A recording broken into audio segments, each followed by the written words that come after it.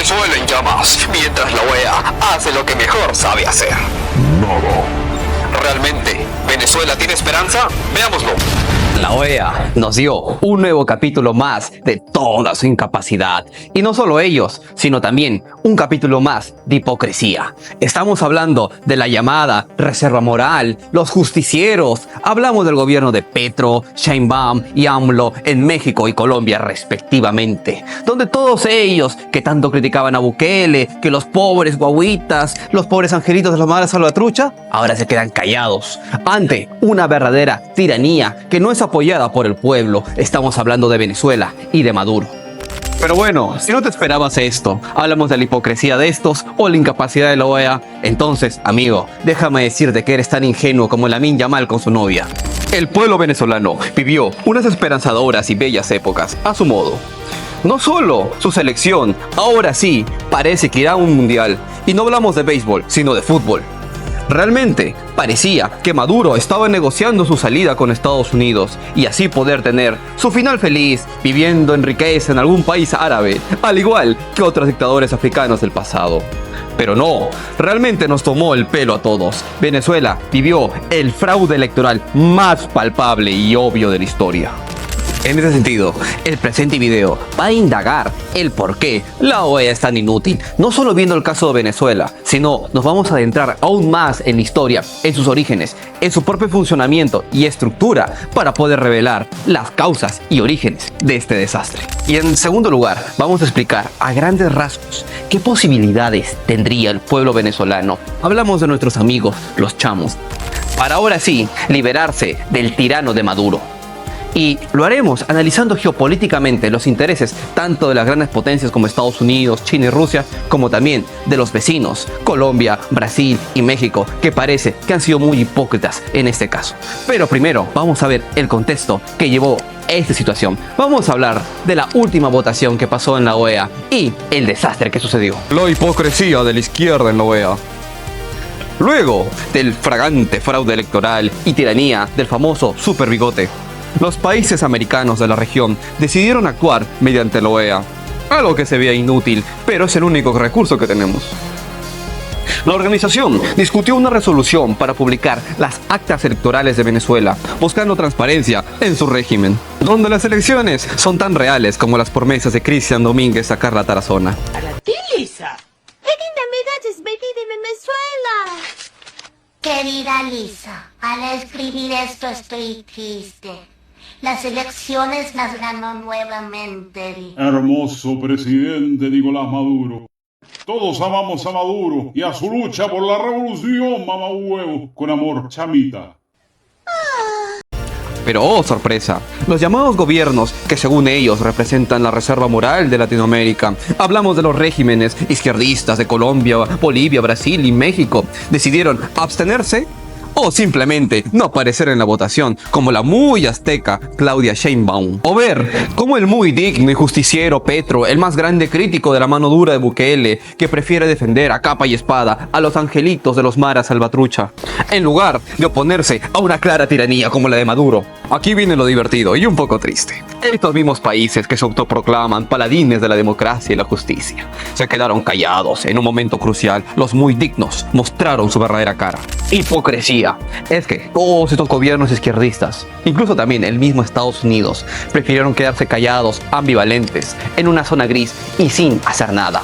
Y así, toda la resolución que se pidieron las actas terminó siendo un fracaso, porque no consiguieron los votos necesarios. Y la OEA volvió a demostrar lo que siempre han sido en el gran teatro internacional de las cosas: los payasos del circo, que hablan mucho y hacen poco. Mientras tanto, nuestros amigos los chamos siguen en la peor de las desesperanzas. Y es que no se podía confiar en la OEA, porque la OEA ya de por sí nació muerta. La OEA, crónica de una muerte anunciada. En el siglo XIX, nuestros países eran mucho más débiles que hoy incluso. Nuestra demografía, economía y autoestima eran aún más minúsculos, específicamente en comparación a nuestro querido vecino Gringolandia. Literalmente los gringos hacían lo que se les daba la gana. intervenían en las pequeñas republiquetas tercermundistas y bananeras de Centroamérica para poner al caudillo que más les convenía y así poder abordar sus sucios negocios. Del mismo modo, las potencias europeas, como fue la época de las cañoneras. Por ejemplo, en aquella época, los tratados de libre comercio no se hacían firmando papelitos y haciendo elegantes tratos entre diplomáticos, para nada. Simplemente venían barcos de guerra, europeos o gringos, y bombardeaban tus puertos hasta que cumplas con sus mandatos. Esto mismo pasó cuando los ingleses y franceses literalmente obligaron a Argentina y Brasil a crear y fomentar el país Uruguay. Aunque se enojen los uruguayos, los dinos realmente son un país, digamos, artificial, impulsado por potencias europeas para debilitar a Argentina. Y así tener un pequeño país aliado en el cual puedan cumplir sus objetivos comerciales en dicha región. Esta misma estrategia lo hicieron en Venezuela, en el caso de los alemanes, o en Perú y Chile cuando a los españoles se les ocurrió la brillante idea de recuperar sus colonias, pero fueron derrotados en el combate de 2 de mayo. Y ya ni hablar de México, que fue humillado y destruido de las peores formas por su vecino Gringolandia. Literalmente le quitaron la mitad de su territorio. Y así, los muy cretinos de AMLO tienen la cara populista de gritar a España por el oro, pero se quedan calladitos con sus amos norteamericanos. Estos gringos intervinieron varias veces en su política, como cuando financiaron a Benito Juárez para que imponga su república masónica contra Maximiliano. Lo mismo cuando apoyaron al gobierno mexicano en contra de los indígenas católicos, los cristeros, hasta el mismo, estas siglas, se entrometió. Bueno, en este duro contexto, los líderes y principales potencias de Hispanoamérica, como Argentina y Brasil, se propusieron a crear distintas organizaciones internacionales y conferencias, básicamente para crear leyes e instituciones con la finalidad de apaciguar los abusivos intereses norteamericanos y europeos en la región, mediante la creación del derecho internacional. Se creó la doctrina Estrada de no intervención en los asuntos de otros estados, creada por México, e impulsada en la primera conferencia panamericana ahí a finales del siglo XIX. En otras palabras, era básicamente una forma en cómo nosotros, los debiluchos latinos, suplicábamos a los gringos para que no nos invadan mediante palabras bonitas hechas derecho internacional, como fue la doctrina Estrada y la creación de los derechos humanos. Por ejemplo, muchas nociones que hoy en día son normas internacionales imperativas que todo el mundo respeta, las llamadas jus cogens y principios generales del derecho internacional, como los principios de libre autodeterminación de los pueblos, de no injerencia en los asuntos de otros estados, la igualdad entre estados, prohibición de la guerra y mucho más. Bueno, estos principios del derecho, hoy en día aplicados por la ONU, tuvieron su origen en nuestras tierras. Ya de por sí, los congresos panamericanos, el antecesor a la OEA, tenía como finalidad apaciguar a los poderosos mediante discursos morales y derecho internacional. Y parece que funcionó, debido a que los gringos, ya a inicios del siglo XX, desde sus universidades, empezaron a tomar conciencia sobre los abusos que habían hecho con nosotros, los pobres guaguitas del tercer mundo. Y el entonces gobierno de Wilson y posteriormente Roosevelt implementaron muchos de estos principios para la creación de la Sociedad de Naciones y luego la ONU. Estos principios que tanto les gusta replicar a los pseudointelectuales de Twitter. Básicamente, los derechos humanos y la Carta Constitutiva de las Naciones Unidas. Entonces, luego de la Segunda Guerra Mundial, nace la conocida OEA. Esa organización tiene un manejo muy similar al de la ONU. En pocas palabras, es igual o incluso más inútil. Es que la OEA tiene varios fondos y programas de cooperación en desarrollo humano contra la pobreza, desastres naturales y mucho más, los cuales son aprobadas y activadas siempre y cuando los países hayan votado a favor en distintos mecanismos, que no profundizaré porque haré el video más aburrido de lo que ya es. El problema radica en que la OEA por sí sola no tiene capacidades de intervención dentro de nuestros países. Por ello se creó la llamada Carta Democrática. Resulta que en el año 2000, académicos peruanos y fantoches academicistas, ante las experiencias de la dictadura fujimorista, desearon que la OEA tenga capacidades y acciones para salvaguardar la democracia en todos los países que la constituyen. Estas nuevas capacidades podrían llegar al punto de expulsar a un país miembro de la organización en caso no acate las recomendaciones para mantener la democracia y elecciones libres. Entonces, cuando un país está pasando por una crisis democrática, cualquier estado puede pedir una reunión del Consejo Permanente en la OEA. Y si las cosas se ponen serias, se puede convocar una sesión extraordinaria de la Asamblea General. Pero si hablamos de decisiones importantes como el que es funar al famoso Super Bigotes, entonces las cosas se ponen mucho más complicadas. Porque para eso, para sacar a Venezuela de la misma OEA, se necesitan 2/3 de los votos. Hablamos de 23 países que voten a favor. Y como ya vemos, eso es imposible, dado los tremendos trogloditas e hipócritas como los países de que ya hemos hablado. Así que eso es una posibilidad imposible. La OEA y Venezuela.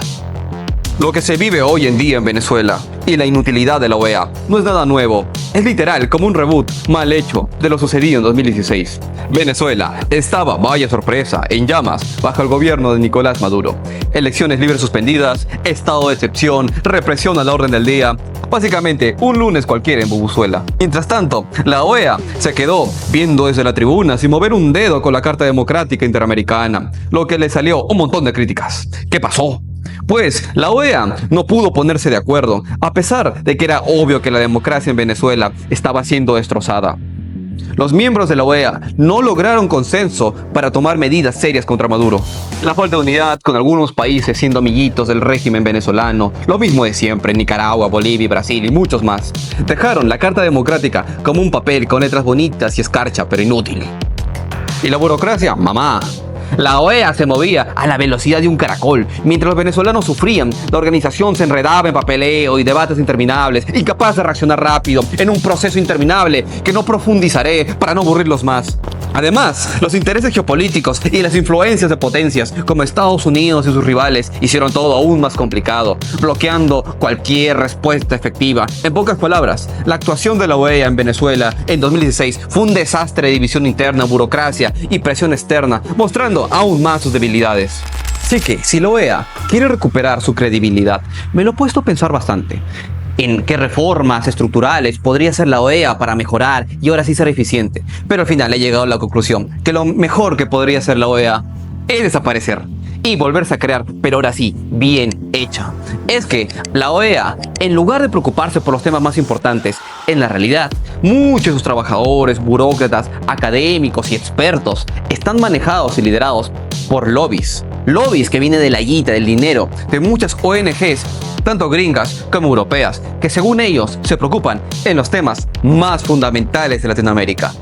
Y ustedes pensarán, temas fundamentales y muy importantes, seguro será la economía o la educación para el desarrollo de la inteligencia artificial, la tecnología, que Latinoamérica sea un país desarrollado en altas capacidades. No, sino más bien en los derechos de las minorías LGTB y otros asuntos que no son los más importantes. Personas inútiles como yo puedan ganarse su sueldito en consultorías y mucho más. Así que la OEA lo que debería de hacer es más hechos y acción y menos palabras. OEA, el fracaso anunciado. Básicamente, como pueden ver, los organismos con exceso de burocracia y manejados por los llamados especialistas en derecho internacional y derechos humanos son un verdadero desastre. Siempre son inútiles porque, por un lado, toman decisiones basadas en estructuras teóricas y abstractas de las políticas de un país, según los lineamientos también abstractos de profesores universitarios que jamás han salido de su facultad. Un buen ejemplo de esto es el caso de Bukele en El Salvador, donde todas estas ONGs y organismos de la OEA, como la Corte Interamericana de Derechos Humanos, lo critican, pero al fin de cuentas no dan soluciones, prefieren que la situación siga igual. Además, están los excesivos procedimientos y la lentitud que todo esto conlleva. Seamos sinceros, cualquier organismo internacional, desde la ONU hasta corruptos como la FIFA con Fantino, necesitan de un actor o líder con poder y autoridad para agilizar y dirigir las acciones. Sea este un país poderoso como China y Estados Unidos, alguna empresa o un presidente.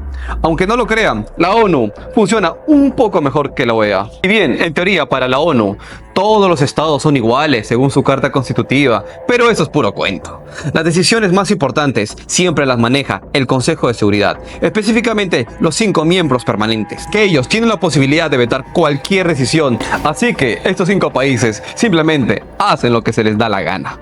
Sin embargo, gracias a que hay un liderazgo claro, aunque en competencia, esto da un cierto orden y una mayor capacidad de acción que la OEA, pero de todas maneras sigue siendo bastante inútil.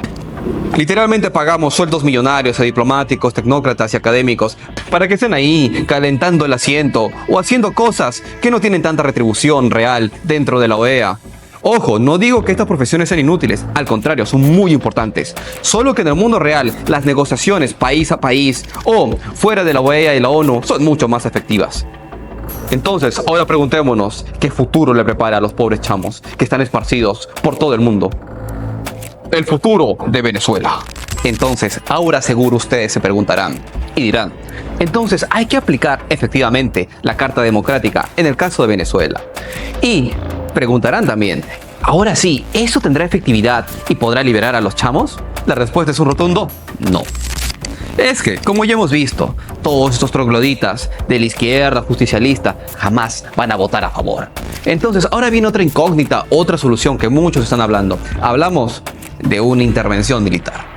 Mediante el llamado TIAR, este tratado de defensa mutua entre todos los países americanos, específicamente liderados por Estados Unidos, tendría que aplicarse para sacar a Maduro mediante una invasión de nuestros amigos los gringos. Bueno, lamentablemente, eso la veo también muy verde. Porque en los antecedentes y lo que hemos visto, Estados Unidos se está manteniendo bastante timorato ante la situación. Y es más, está con la misma posición que ha hecho Brasil y Colombia, es decir, vamos a esperar a que vengan los resultados, una decisión libre, sin decir nada al respecto, como sí lo hicieron países valientes como Perú, Uruguay, Argentina y Chile. Es que, en la realidad, hay muchos intereses geopolíticos, específicamente relacionado a la guerra de Ucrania. Lo que pasa es que cuando comenzó la guerra de Ucrania, Estados Unidos lideró toda una coalición para bloquear a Rusia y que nadie le compre su petróleo. ¿Y quiénes son los afectados? ¿Acaso Rusia? O para nada, los europeos, los lacayos de Estados Unidos. Todos ellos dependían fuertemente del petróleo y el gas ruso y ahora ya no tenían esas reservas y su economía se fue al diablo, se está estancando. Así que la solución más efectiva era suplir toda la energía rusa utilizando otro dictador. Hablamos de Maduro. Como pueden ver, cuando el mismo Macron fue a negociar con Nicolás Maduro. Así que Estados Unidos no va a gastar ni a tener problemas con Maduro, porque ahí tendría un verdadero problemón con los europeos. Es por eso que lamentablemente tengo que decirles la verdad y la veo bastante verde, pero aún hay una esperanza. Veámoslo. La única opción realista para sacar a Maduro depende del pueblo venezolano, que tendría que organizar una revuelta gigantesca y lamentablemente sangrienta, superando incluso las primaveras árabes contra Gaddafi y en Egipto. Solo con esa presión social y pública, a los países rojos e hipócritas como Colombia, Bolivia, México y Brasil no les quedará de otra que ponerse firmes contra Venezuela. Lo mismo pasará con Estados Unidos y Europa, que se pondrán más duros y posiblemente llevarán el caso a la ONU buscando una intervención. Aunque seamos realistas, Rusia con China y su poder de veto en el Consejo de Seguridad lo harán imposible. No obstante, esto abriría la puerta para que Estados Unidos, apoyado por una buena parte de la ONU, considere una intervención militar en Venezuela, como ya lo hicieron en Irak y Siria, aunque en estos casos se inventaron muchas excusas e hipocresía, pero esta vez sería diferente, porque las razones son reales. Debido a que, a diferencia de la Libia de Gaddafi, Venezuela es una verdadera tiranía, y por primera vez Estados Unidos no se comportaría como Homelander, sino como lo que quiere en teoría aparentar, al menos un poquito. Aunque sabemos que al final lo primero que van a buscar es apropiarse del petróleo. Pero bueno, tú eliges seguir siendo patéticos perritos de los gringos o que los venezolanos sigan muriéndose de hambre.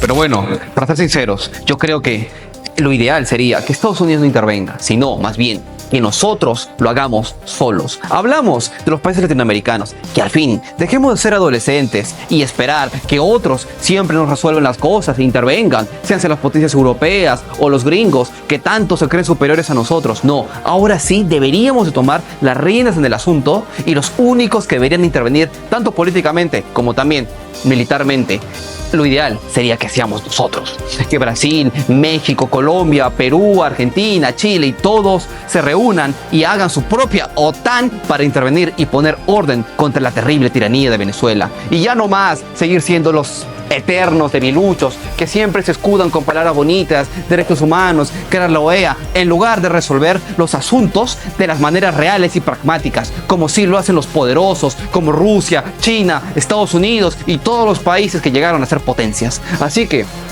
este es un momento crucial en donde Latinoamérica va a decidir si sigue siendo el patio trasero de Estados Unidos, un lugar irrelevante de timoratos, de hipócritas, de moralistas que no hacen nada real, o si vamos a cambiar y ahora sí realmente nos impondremos y seremos respetados a nivel internacional. Pero bueno, como soy tan realista, eso no va a pasar lamentablemente. Porque seguiremos viendo la Copa Libertadores, no vamos a distraer con otros asuntos y lamentablemente parece que la situación en Venezuela no va a cambiar. Pero yo todavía tengo una cierta esperanza en el pueblo venezolano y en el fuego que ellos mantienen. Pero la verdad, como había dicho, toda esta revuelta que están haciendo los venezolanos tiene que ser aún más fuerte, candente y lamentablemente sangrienta. Así que con eso me despido, les deseo mucha fuerza y mucha suerte a los venezolanos, que sigan con su lucha, porque realmente todo depende de ustedes. Ningún país tiene la suficiente fuerza o interés en ayudarlos verdaderamente, y todo esto es una verdadera lástima y un verdadero desastre. Así que denle like, comenten mucho porque voy a divertir con ustedes en la caja de comentarios. Compartan y sigan viendo porque se vienen más videos y más directos. Ahora sí vienen los directos y entrevistas en el canal, donde vamos en tiempo real ver y analizar las principales problemáticas que ocurren en Venezuela, Perú, a nivel internacional y mucho más.